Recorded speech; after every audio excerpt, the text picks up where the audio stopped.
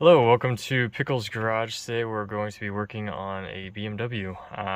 We're working on the purge control valve, so I'm going to kind of show you where it's located and how to go ahead and replace it. The biggest thing is seeing if you need to do this repair in the first place. So I will go ahead and show you what code pops up. So I got the OBD scanner, turned on the ignition.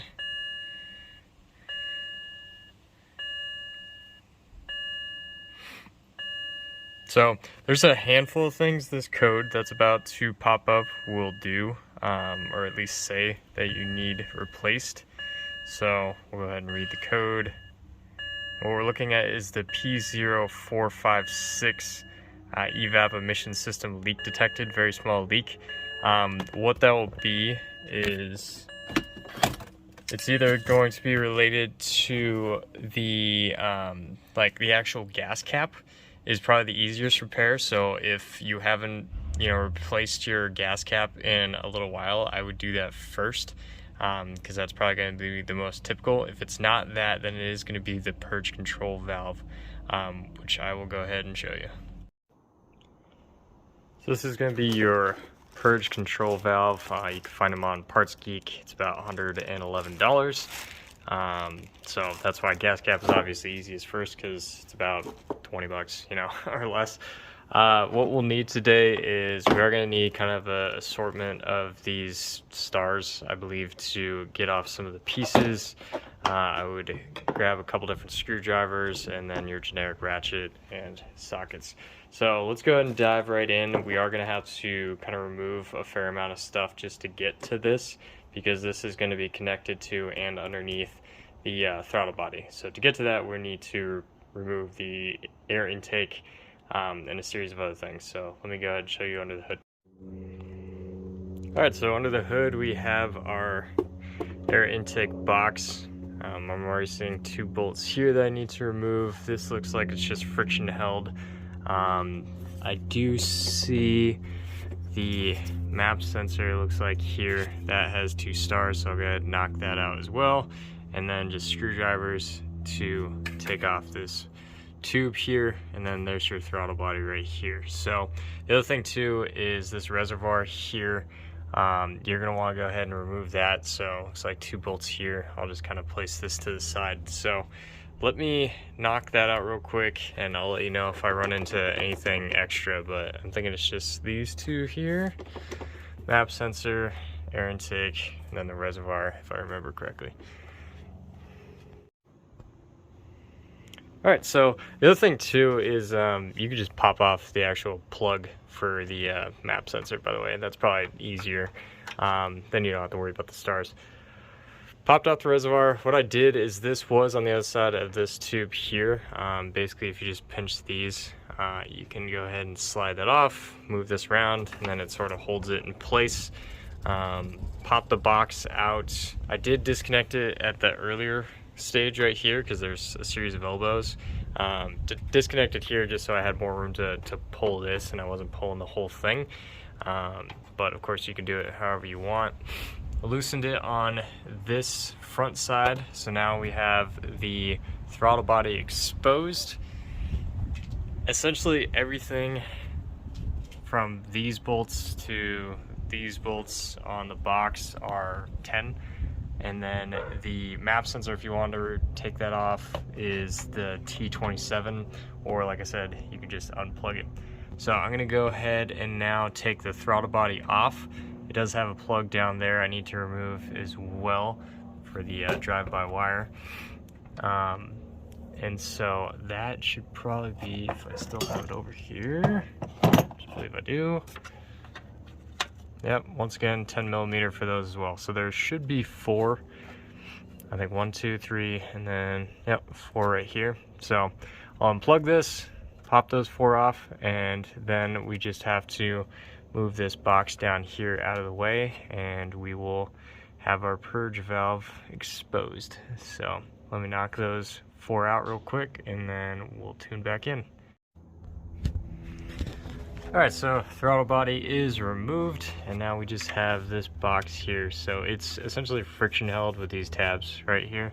So I'm gonna use a screwdriver to try and pry it open, and then this will just slide towards me.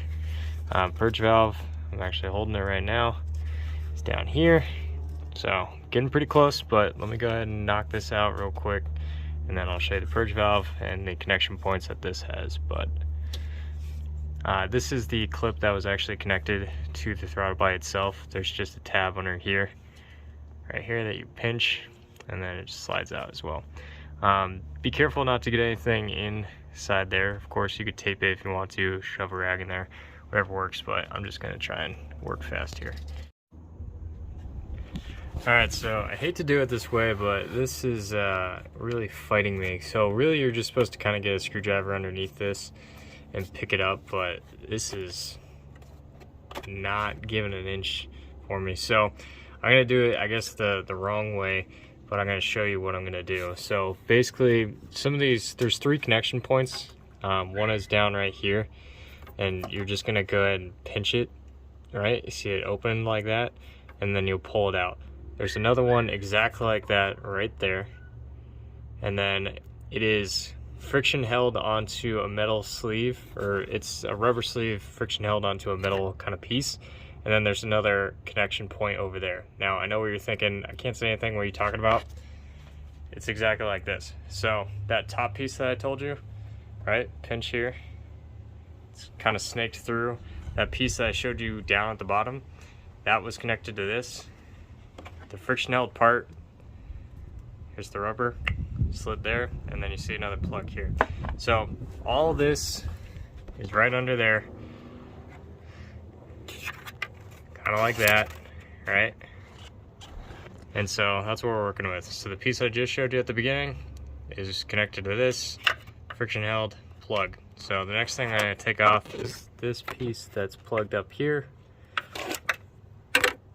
And then I'm going to take the other plug. So here's the other piece right here. You can see it.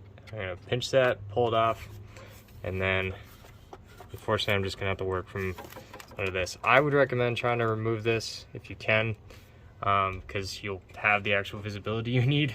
But unfortunately I'm just not able to get that off. So that is what I'm working with right now.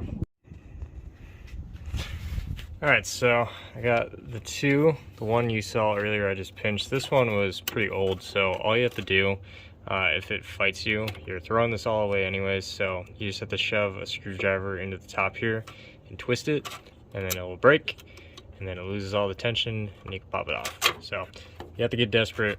There you go. Now, if you are like me and you're not able to remove this box, you will be able to kind of get access to this final piece down here once you remove those two. You just have to snake this through. Now this has one of these clips. I was going to, if you weren't able to show or see it here, I was going to show it to you right here. So just super common metal clip that just retains it. So basically you just have to get a tool in here to pop this. I am most likely going to use this tool, which I always highly recommend. Just have to shove it in, squeeze, and it pops it up. So likely that's the only thing keeping it in place, so just that retaining clip. So once this pops straight up, I'll be able to basically reverse what I did. So I'm going to clip this back in first, and then I'm going to snake it through the new one, connect it, get it lined back up onto the friction piece down there. The other thing too is just a hint for this rubber piece is if you're going to be pulling on it, it's actually just going to keep locking into place if you just try and pull on it.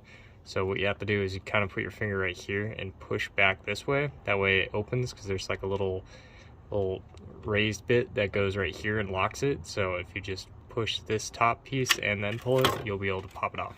So I'm going to go ahead and get that last piece off and start connecting the new one.